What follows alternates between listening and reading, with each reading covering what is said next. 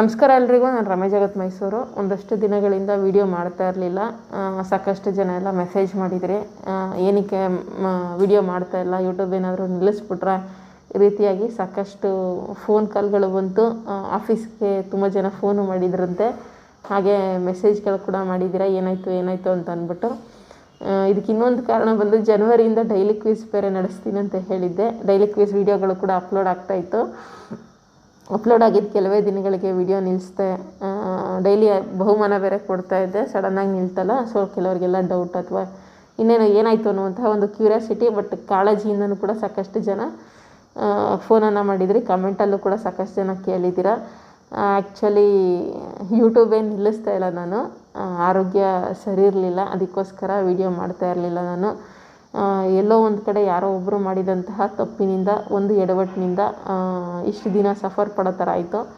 ಮನೇಲಿ ನಾವಷ್ಟೇ ಅಲ್ಲ, ಇನ್ನೂ ಒಂದಷ್ಟು ಜನ ಸಫರ್ ಪಡೋ ಥರ ಆಯಿತು. ಏನಾಯಿತು ಎತ್ತು ಅಂದ್ಬಿಟ್ಟು ಹೇಳ್ತೀನಿ.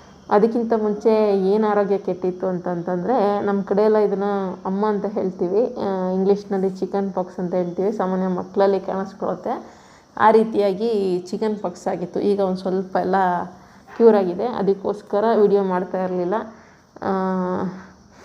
ಈ ಶಾಲೆಗಳಲ್ಲಿ ದಯವಿಟ್ಟು ಟೀಚರ್ಸ್ ಆಗಿರ್ಬೋದು ಅಥವಾ ಪೇರೆಂಟ್ಸ್ ಆಗಿರ್ಬೋದು, ದಯವಿಟ್ಟು ಕಾಳಜಿ ವಹಿಸಿ. ಯಾಕಂತಂದರೆ ಇದು ಏನು ಚಿಕನ್ ಪಾಕ್ಸ್ ಅಮ್ಮ ಅಂತ ಹೇಳಿದೆ, ಇದು ತುಂಬ ಈಸಿಯಾಗಿ ಸ್ಪ್ರೆಡ್ ಆಗುವಂತಹ ಕಾಯಿಲೆ.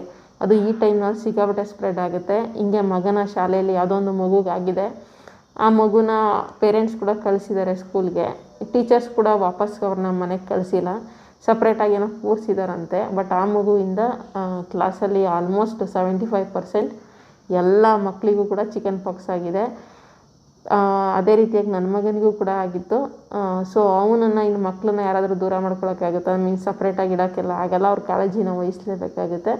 ಆ ರೀತಿಯಾಗಿ ಕಾಳಜಿ ವಹಿಸಿ ಅವ್ರನ್ನ ಕ್ಯೂರ್ ಮಾಡೋ ಅಷ್ಟರಲ್ಲಿ ಅಮ್ಮಂದರಿಗೆ ಇದು ಸ್ಪ್ರೆಡ್ ಆಗಿಬಿಟ್ಟಿರುತ್ತೆ. ನಾನಷ್ಟೇ ಅಲ್ಲ, ಹಂಗೆ ಮಗನ ಶಾಲೆಯಲ್ಲಿರುವಂಥ ಸಾಕಷ್ಟು ಸ್ಟೂಡೆಂಟ್ಸ್ಗೆ, ಅವರ ತಾಯಂದಿರಿಗೂ ಕೂಡ ಸ್ಪ್ರೆಡ್ ಆಗಿಬಿಟ್ಟಿದೆ. ದಯವಿಟ್ಟು ಪೇರೆಂಟ್ಸ್ಗಳ, ನನ್ನ ಮಗನಿಗೆ ನಾನು ಚಿಕನ್ ಪಾಕ್ಸ್ ಆದಾಗ, ಅಮ್ಮ ಆದಾಗ ನಾನು ಕಳಿಸ್ಲೇ ಇಲ್ಲ. ಆಲ್ಮೋಸ್ಟ್ 8ರಿಂದ 9 ದಿನ ಮನೆಯಲ್ಲೇ ಇಟ್ಕೊಂಡು. ಯಾಕಂದರೆ ನಮ್ಮಿಂದ ಇನ್ನೊಬ್ರಿಗೆ ತೊಂದರೆ ಆಗೋಕ್ಕೆ ಹೋಗ್ಬಾರ್ದು. ಮಕ್ಕಳೆಲ್ಲಾದರೂ ಅಷ್ಟೇ ಮಕ್ಕಳೇ.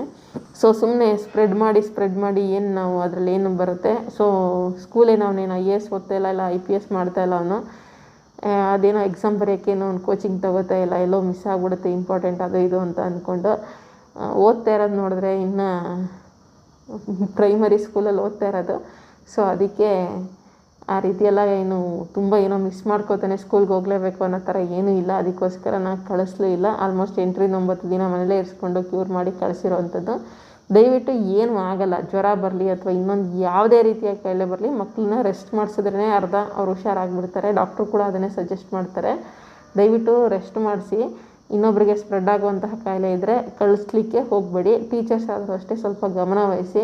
ಆ ಥರ ಏನಾದರೂ ಮಕ್ಕಳು ಬಂದಿದ್ದರೂ ಕೂಡ ಅವ್ರನ್ನ ರಿಟರ್ನ್ ಮನೆಗೆ ಕಳಿಸೋದು, ಅಥವಾ ಈ ನೋಟ್ಸ್ ಕಂಪ್ಲೀಟ್ ಮಾಡಿಲ್ಲ ಅಂತ ಅರ್ಧ ಚಿಕ್ಕ ಮಕ್ಕಳಿಗೆಲ್ಲ ಬಡಿಯೋದೆಲ್ಲ ಮಾಡ್ತಾರೆ. ಆ ಥರ ಎಲ್ಲ ಮಾಡೋಕ್ಕೆ ಹೋಗ್ಬೇಡಿ. ನೋಟ್ಸ್ ಕಂಪ್ಲೀಟ್ ಆಗಿಲ್ಲ ಅಂತಂದರೆ ಏನೂ ಆಗಲ್ಲ. ಹೆಲ್ತ್ ಇಶ್ಯೂಸ್ ಇದ್ದಾಗ ಸ್ವಲ್ಪ ಅದನ್ನೆಲ್ಲ ಕನ್ಸೆಷನ್ ಮಾಡ್ಕೊಳ್ಳಿ ನೀವುಗಳು.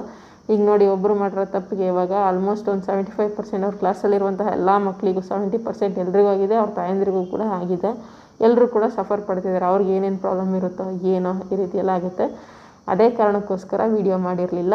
ಇನ್ನು ಇದರ ಜೊತೆಗೆ ನಿಮಗೆ ಒಂದಿಷ್ಟು ಮಾಹಿತಿಯನ್ನು ಕೊಡ್ಬೋದಾದ್ರೆ, ಅಂದರೆ ಈ ಅಮ್ಮ ಚಿಕನ್ ಪಾಕ್ಸ್ ಇದೆಯಲ್ಲ, ಇದಕ್ಕೆ ಏನಕ್ಕೆ ಅಮ್ಮ ಅಂತ ಕರಿತೀವಿ ಅಂತಂದರೆ, ನಮ್ಮ ಕಡೆ ನಂಬಿಕೆ ಏನಿದೆ ಅದನ್ನು ಹೇಳ್ತಾ ಇದ್ದೀನಿ ಅಷ್ಟೇ. ಇದನ್ನು ಮೂಢನಂಬಿಕೆ ಅಂತ ಅಂದ್ಕೋಬೇಡಿ. ಯಾಕಂದರೆ ಕೆಲವೊಂದು ಕಡೆ ಒಂದೊಂದು ರೀತಿಯಾದಂಥ ಆಚರಣೆ ಇರುತ್ತೆ. ಇದರಿಂದ ಒಂದು ಒಳ್ಳೆ ಕತೆ ಕೂಡ ಇದೆ, ಭಾಳ ಚೆನ್ನಾಗಿದೆ. ಅದು ದೇವರಿಗೆ ಸಂಬಂಧಪಟ್ಟಂಥದ್ದು.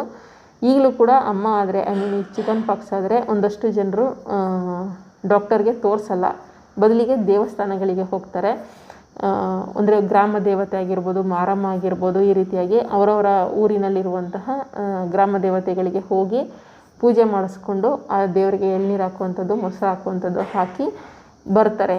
ಜೊತೆಗೆ ಈ ಗಾಯಗಳಿಗೆಲ್ಲ ಇಂಗ್ಲೀಷ್ ಮೆಡಿಸಿನನ್ನು ತಗೊಳ್ಳಲ್ಲ, ಬದಲಿಗೆ ಬೇವಿನ ಸೊಪ್ಪು ಅರಿಶಿನವನ್ನು ಅರೆದು ಹಾಕ್ತಾರೆ. ಈ ರೀತಿಯಾದಂಥ ಆಚರಣೆ ಮಾಡ್ತಾರೆ. ಜೊತೆಗೆ ಇದು ಬಂದಾಗ ಮನೇಲಿ ತುಂಬ ಮಡಿಯಾಗಿರ್ತಾರೆ.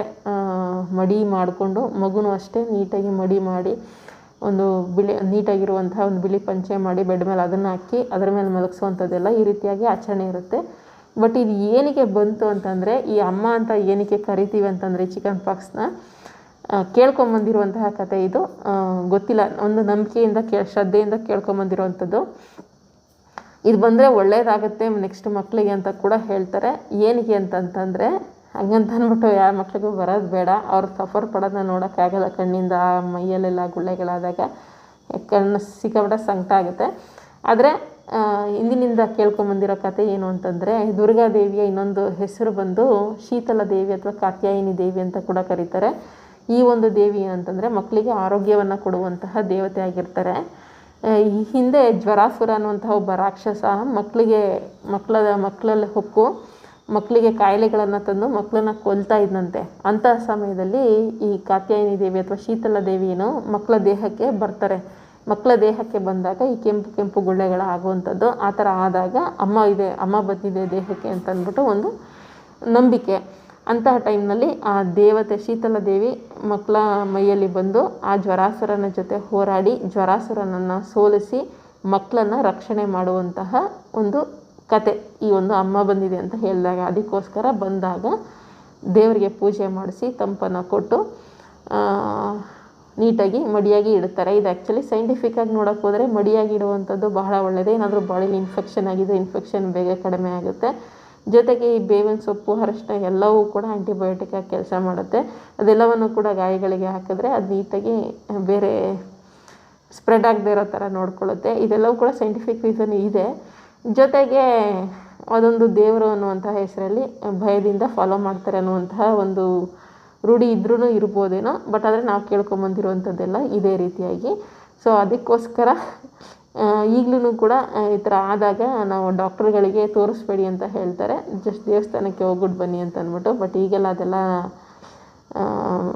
ಡಾಕ್ಟ್ರಿಗೆ ತೋರಿಸ್ಲೇಬೇಕಾಗುತ್ತಲ್ಲ. ಸೊ ಅದೇ ರೀತಿಯಾಗಿ ಡಾಕ್ಟ್ರಿಗೆ ತೋರಿಸ್ಲೇಬೇಕಾಯಿತು. ಮಗನ ತೋರಿಸಿದಾಗ ಏನೂ ಇಲ್ಲ, ಆಯಿಂಟ್ಮೆಂಟು ಮೆಡಿಸಿನ್ಸ್ ಎಲ್ಲವನ್ನ ಕೊಟ್ಟರು. ಬಟ್ ನಾನು ಡಾಕ್ಟ್ರಿಗೆ ತೋರ್ಸೋಕ್ಕೆ ಹೋದಾಗ ಡಾಕ್ಟ್ರೇ ಹೇಳಿಬಿಟ್ರು ಇದೆಲ್ಲ ಮೆಡಿಸಿನ್ಸ್ಗೆ ಕ್ಯೂರ್ ಆಗೋಲ್ಲ, 2-3 ದಿನ ಕಡಿಮೆ ಆಗುತ್ತೆ ಹೋಗಿ ಅಂತ ಅಂದ್ಬಿಟ್ಟು.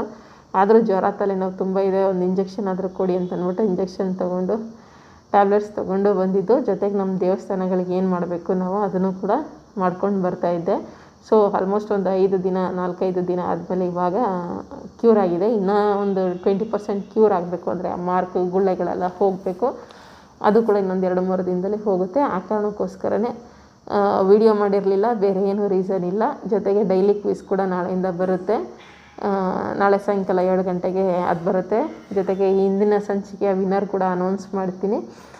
ದಯವಿಟ್ಟು ಮಕ್ಕಳಿರೋಂತಹ ಮನೆ ಹುಷಾರಾಗಿರಿ.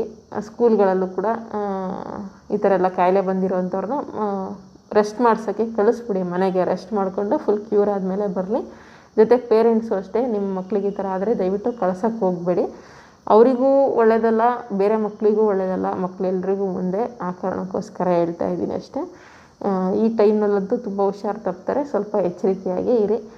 ಇದಂತೂ ಈಸಿಲಿ ತುಂಬ ಸುಲಭವಾಗಿ ಸ್ಪ್ರೆಡ್ ಆಗಿಬಿಡುತ್ತೆ. ಡಾಕ್ಟ್ರ್ ಹೇಳಿದ್ರು ಅಕ್ಕಪಕ್ಕ ಕೂರೋದಲ್ಲ, ಒಂದು ರೂಮಲ್ಲಿದ್ರೂ ಸ್ಪ್ರೆಡ್ ಆಗಿಬಿಡುತ್ತೆ ಅಂತ.